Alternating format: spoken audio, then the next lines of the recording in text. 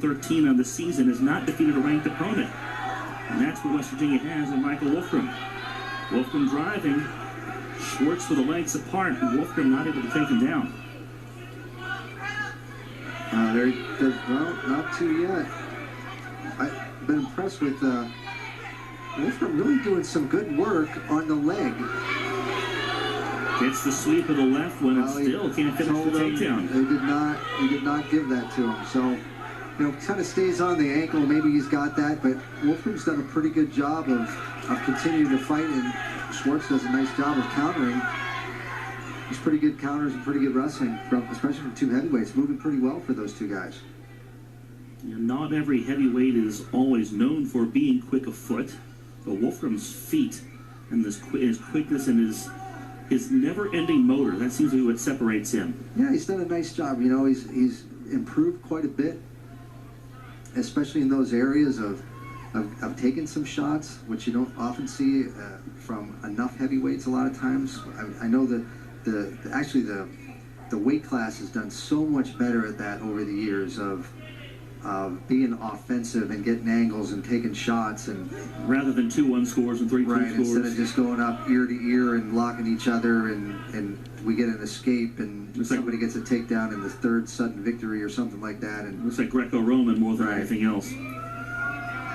Wolfgram with which is a disservice to Greco-Roman, to be honest with you, because those guys are waiting and trying to throw and trying to do a lot of different things.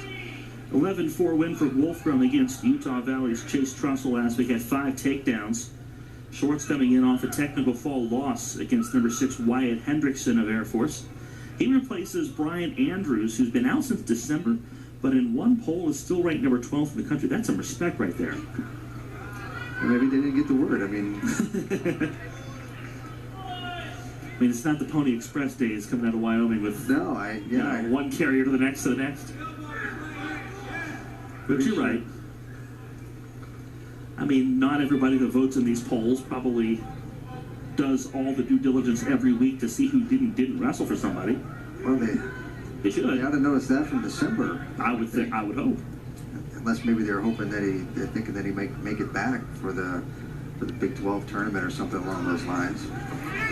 Wolfgram with a move here late in the first period. Drives, he gets the 2 points. West Virginia.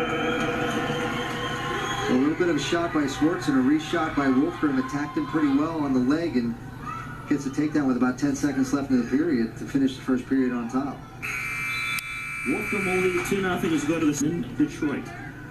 Big 12s and the Nationals. This is the dual finale for both of these teams. Wolfgram does not give up the escape and then turns into a takedown. Well, a nice reversal on his part. Swartz just gets a little bit high. Wolfgram does a nice job with his hip, sort of throws him off and capitalizes on it really quick to get the reversal. Talked a lot about what Wyoming coach Mark Branch was looking for out of this one.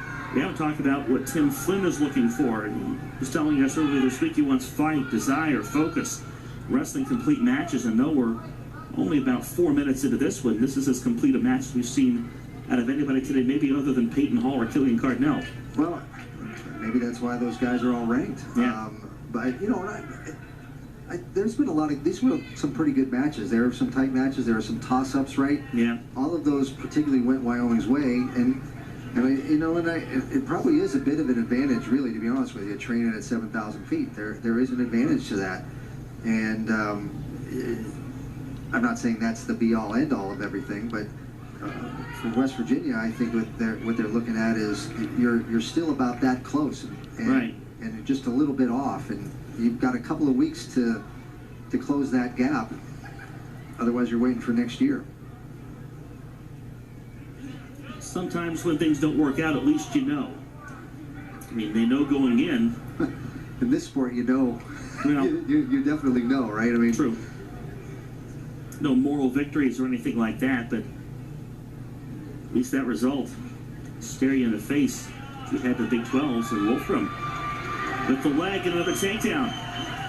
Well, yeah, he gave up a reversal because he didn't keep him down. Wolfgram looks like he might. I don't know if he got hurt a little bit or. That's an impressive reversal for Terren Swartz. See how Wolfgram comes up here after the second period. Wolfgram leads 6-4. And right at the end of the period, and I didn't see what you saw, but I don't know, he just looks, I don't know, he gave the look up like, I think maybe he was looking at the clock to see how much time was left. could be. It was just not a good idea. And he's doing it again, too. He's getting way too high and going over the top of that shoulder and trying to stay, instead of staying underneath it, stay under his armpits every time. And he keeps going over the top of that, which you lose your leverage that way.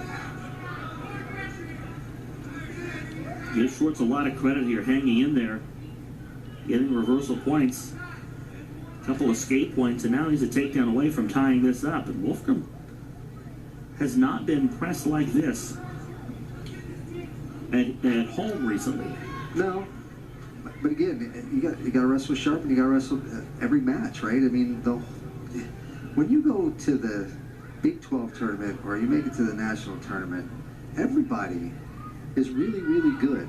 Right?